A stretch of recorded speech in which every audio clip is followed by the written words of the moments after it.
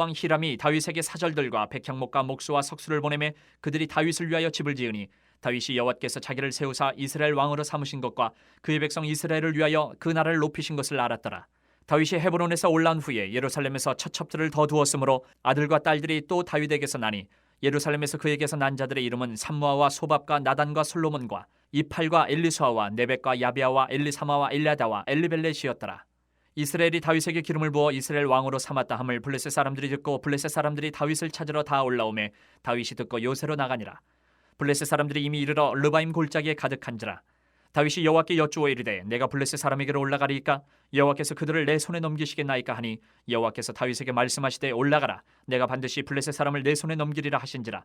다윗이 바알브라심에 이르러 거기서 그들을 치고 다윗이 말하되 여호와께서 물을 흩은같이 내 앞에서 내 대적을 흩으셨다 하므로 그곳 이름을 바알브라심이라 부르니라. 거기서 블레셋 사람들이 그들의 우상을 버렸으므로 다윗과 그의 부하들이 치우니라. 블레셋 사람들이 다시 올라와서 르바임 골짜기에 가득한지라.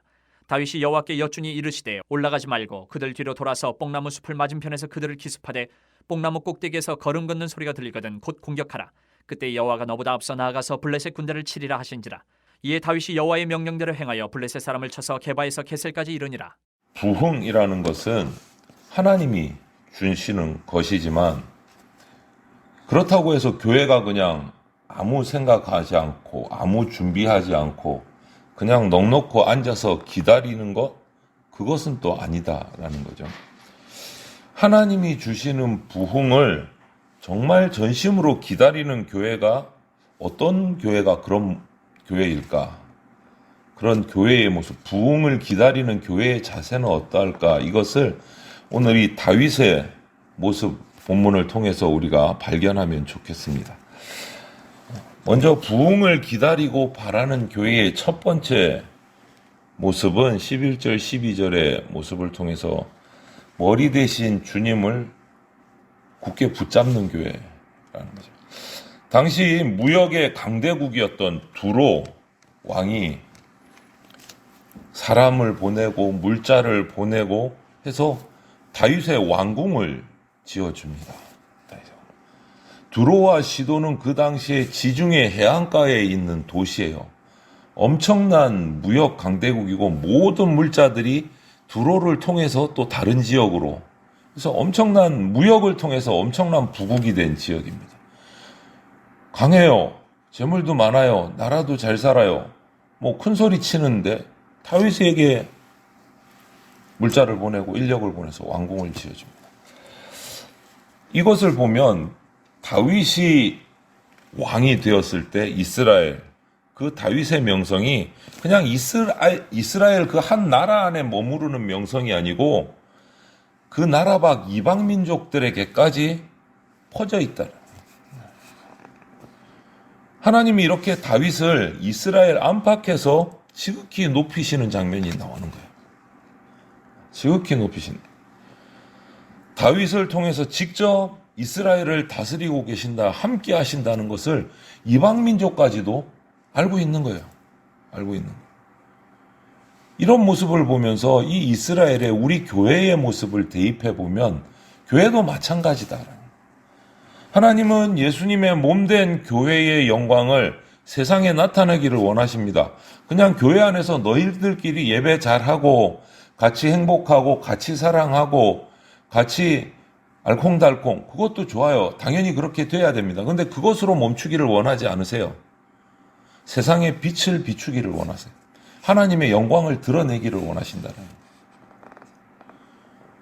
그런데 오늘날 교회들을 보면 세상으로부터 존경받고 칭찬받기보다는 멸시받고 질타받는 경우가 더 많은 것 같아요. 교회가 양적으로 성장만을 바라고 그렇게 키우기 시작하면 모든 시도는 그냥 미봉책이 되어 빛이 될 수 없다라는 거예요. 빛이 될 수 없다. 왜? 세상의 방식으로 키워져 가기 때문에. 외형만 키우려고 하다 보면, 내실 없이 외형만 키우려다 보면 그 방법은요, 세상 방법과 다르지 않은 방법이 똑같은 방법이 돼요. 다르지 않아요. 오히려 교회는 어떠한가? 교회의 정체성, 교회의 진짜 모습은 우리 교회는 예수님의 몸이다 라는 것을 분명히 생각을 하고 그분을 충실하게 따르는 것이 부흥의 기본, 가장 1번 과제입니다. 1번 과제. 1번 과제. 첫 번째 첫걸음을 떼지 않고 그 다음을 키우려고 하면 문제가 발생하고 세상에 빛이 될 수 없다. 하나님의 영광을 드러낼 수 없다라는 거예요. 하나님께서는 예수님을 교회의 머리로 세우셨습니다. 요즘 최근 들어 우리가 이거 말씀을 가장 많이 나누는 말씀이에요. 에베소부터 시작해가지고. 예수님을 교회의 머리로 세우셨습니다. 이 말은 뭡니까? 예수님을 통해서 교회가 통치돼야 된다. 교회는 예수님의 다스림 가운데 있어야 된다. 이것이 기본이다라는 거예요. 이거는 흔들리면 안 된다라는 거예요. 그리고 이것이 가장 교회가 받은 큰 선물입니다. 예수님의 은혜, 예수님의 다스림을 받는 것, 교회의 가장 큰 은혜예요. 그럼과 동시에 가장 놀라운 특권이기도 합니다. 교회 공동체가. 세상에 그 어떤 공동체, 어떤 조직도 예수님의 다스림을 받는 조직은 없어요. 교회밖에 없어요.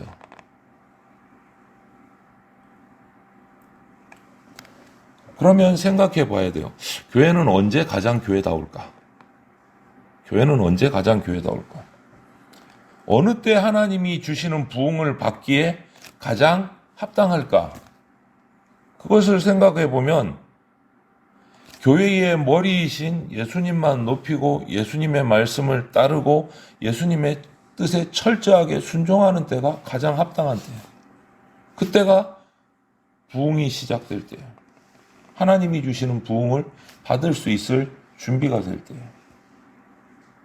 부흥은 하나님이 주시는 겁니다. 그러면 우리는 그냥 넉넉히 앉아 있느냐? 아니요. 우리는 그 부흥을 받을 수 있는 준비를 해야 돼요. 자세를 갖추어야 돼요. 자세를. 정직하게 우리 교회를 우리가 스스로 점검해 봐야 돼요. 우리가 부흥을 받을 만한 준비가 되어 있는가? 하나님이 세우신 예수 그리스도의 몸된 교회의 본질을 제대로 우리가 갖추고 있는가? 이거를 생각해 봐야 돼요. 이걸 생각해 봐요.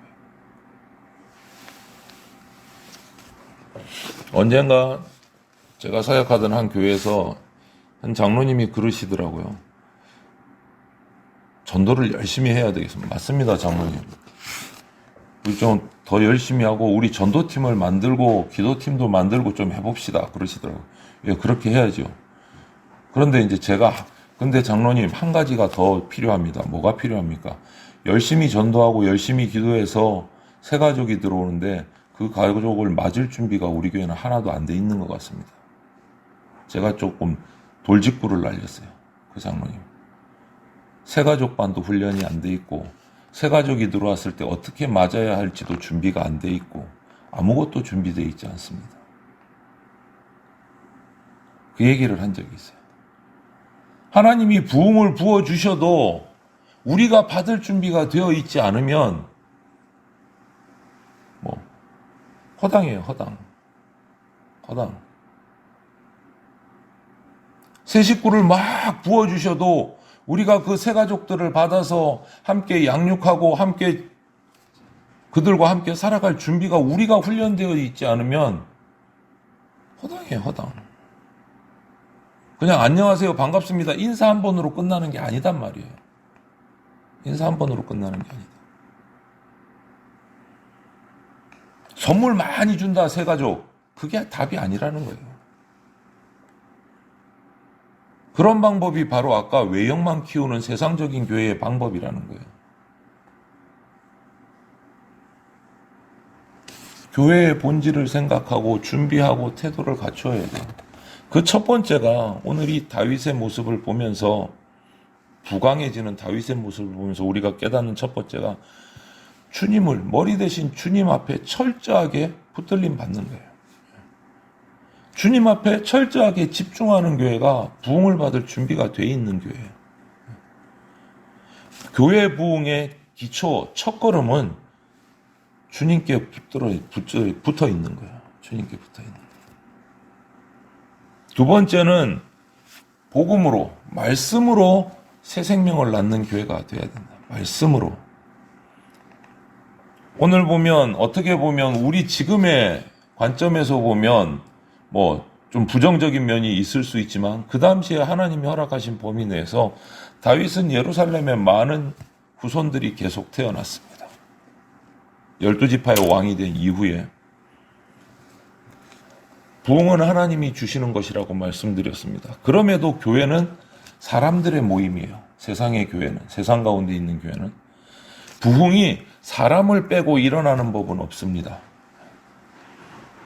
하나님께서 다윗 왕조가 시작되고 나서 허락하신 강성함 중에 하나가 뭐냐? 자손들이 많아지는 거였어요. 그것이 미래까지 이어져요. 현재에서 미래로. 마찬가지 우리 교회 공동체도 다음 세대를 이어갈 하나님의 사람들이 세워져야 돼요. 그렇지 않으면 교회가 얼마나 서 있을 수 있겠습니까? 말씀을 전할 사람들이 계속 세워져야 돼요. 세대를 뛰어넘으면서 계속 세워져야 돼요. 하나님은 교회의 미래를 이어갈 신실한 하나님의 사람을 통해서 교회를 부흥시켜 나갑니다. 부흥의 때는요, 사람들이, 거듭나는 사람들이 그 교회 공동체에서 1명, 2명, 3명 자꾸 나타날 때 부흥이 시작됩니다. 사람을 통해서 부흥이 시작이 돼요. 하나님은 오직 복음을 듣고 듣는 사람을 통해서 사람들이 구원되고 회심하고 또 그 사람을 통해서 복음을 전해 들은 사람이 또 회심하고 구원받고 그리고 구원받은 사람은 더 말씀으로 견고하게 성장하고 이것이 부흥의 첫걸음이란 말이에요. 말씀을 통해서요. 말씀을 통해서. 우리 공동체에서 그럼 새로 회심하는 사람들이 늘어나고 있는가? 우리가 살펴야 돼요. 없는 것 같다. 그러면 그 다음을 살펴야죠. 말씀이 제대로 전파되고 있는가? 복음이 가르쳐지고 있는가? 훈련되고 있는가? 그거 살펴야 돼요. 그렇지 않으면 말씀의 훈련부터 다시 시작해야 돼요. 다시 시작해야 돼요. 내가 주워 들은 말씀 가지고는 안 돼요. 말씀을 처음부터 끝까지 차곡차곡 훈련받고 그 연결된 의미들을 하나님 앞에서 깨닫고 그 훈련들이 계속돼야 돼요. 끊임없이. 말씀을 기반으로 해서 부흥은 시작되고 그 말씀을 들은 사람들의 회심으로부터 부흥은 시작돼요.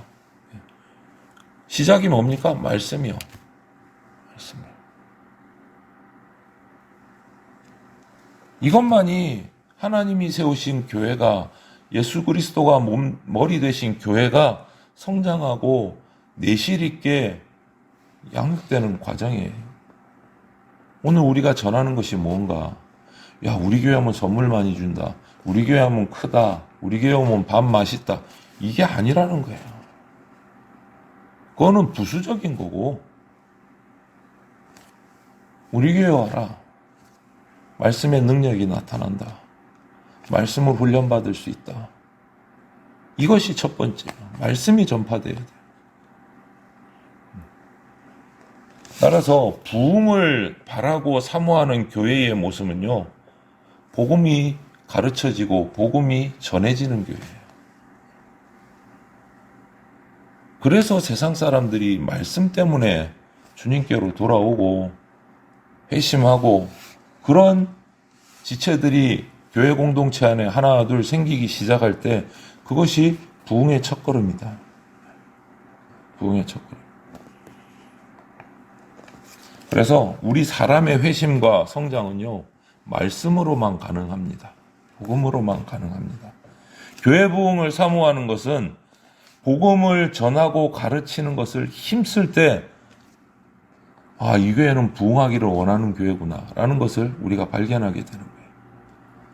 한 가지 더 오늘 17절부터 25절을 보면 다윗의 나라가 이제 점점점 강성해집니다.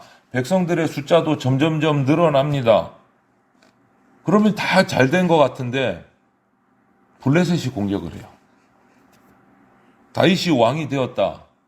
이스라엘이 강성해진다는 소문이 나니까 계속 좋으면 좋을 텐데 대적이 공격을 시작합니다. 복음을 교회에서 가르치고 훈련시키고 말씀을 전하기 시작하면 반드시 교회는 대적의 위협이 나타납니다. 사탄은 가만히 있지 않거든요. 말씀이 전해지는 건 너무너무 싫어해요. 말씀을 가르치고 배우는 것 진짜로 싫어합니다. 시험 들게 해요. 공격합니다. 말씀을 못 배우도록, 말씀을 전하지 못하도록 힘을 빼려고 해요. 오늘 그 다윗을 블레셋이 공격합니다. 그때 하나님께서는요, 다윗에게 오늘 꼼꼼히 읽어보세요.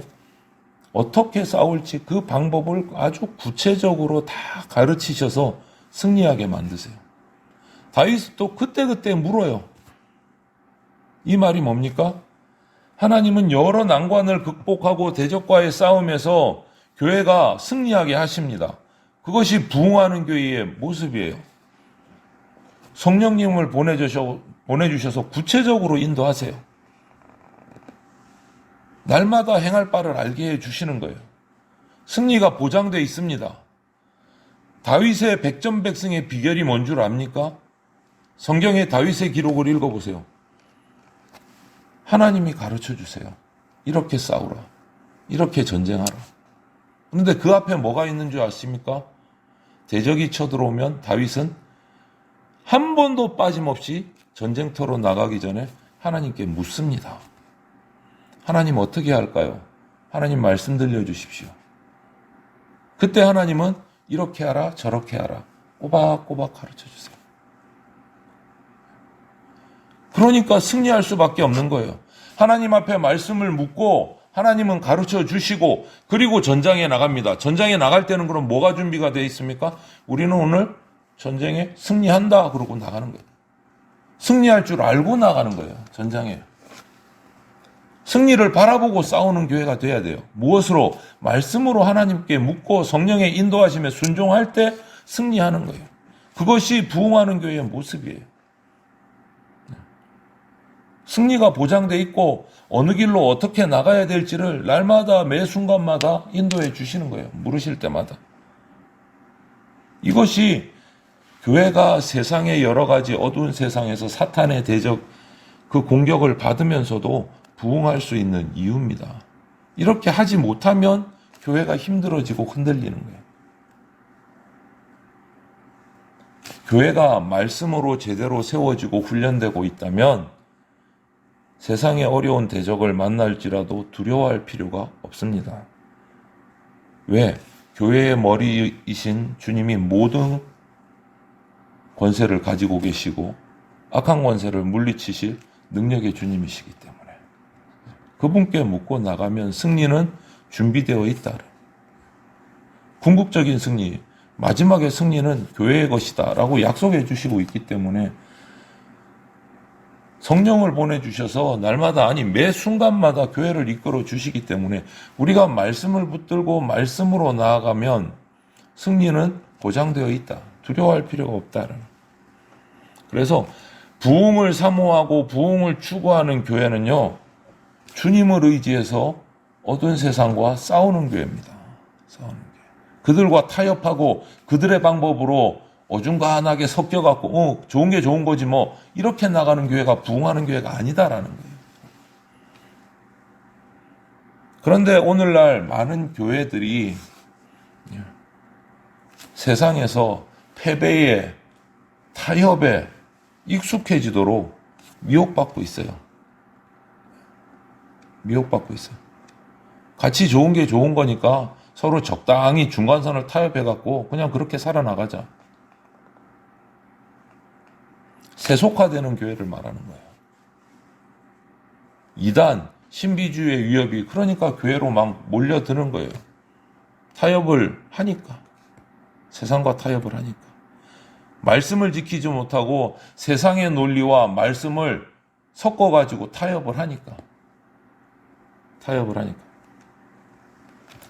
여러분, 제대로 세워진 참된 교회는 결코 패배할 수가 없습니다. 패배할 수가 없습니다. 교회는 말씀대로 살아가면 승리하게 되어 있습니다. 승리할 수밖에 없는 하느님의 군대예요. 그러면 우리 교회는 어떻게 해야 될까? 우리 교회가 놓친 것은 무엇이 있을까? 다시 바르게 세워야 될 것은 무엇이 있을까? 잘하고 있는 것은 무엇이 있을까를 우리가 살펴서 잘하고 있는 것은 더 잘하도록 만들어야 되고, 잘못되어 있는 것은 빨리 바르게 세워가야 돼요. 바로 세워야 돼요. 그것이 다 바르게 되었을 때 교회에 하나님이 부어주시는 부흥은 내리는 거예요. 우리가 받을 수 있게 되는 거예요. 하나님, 왜 우리 교회는 부흥 안 되게 부흥해 주시지? 왜 이렇게 안 하게 해주십니까? 그것을 말하고 원망하기 전에 내가 하나님이 주시는 부흥을 받을 준비가 되어 있는가를 우리가 먼저 살펴야 돼요. 살펴야 돼요.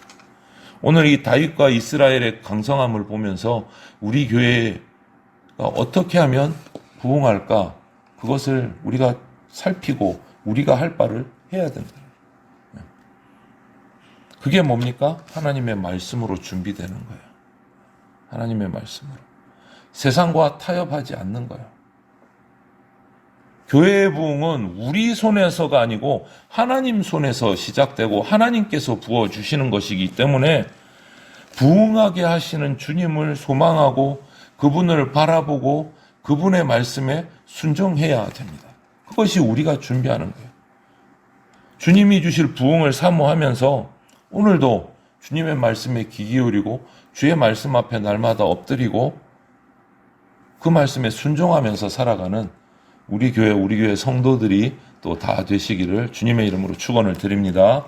아멘.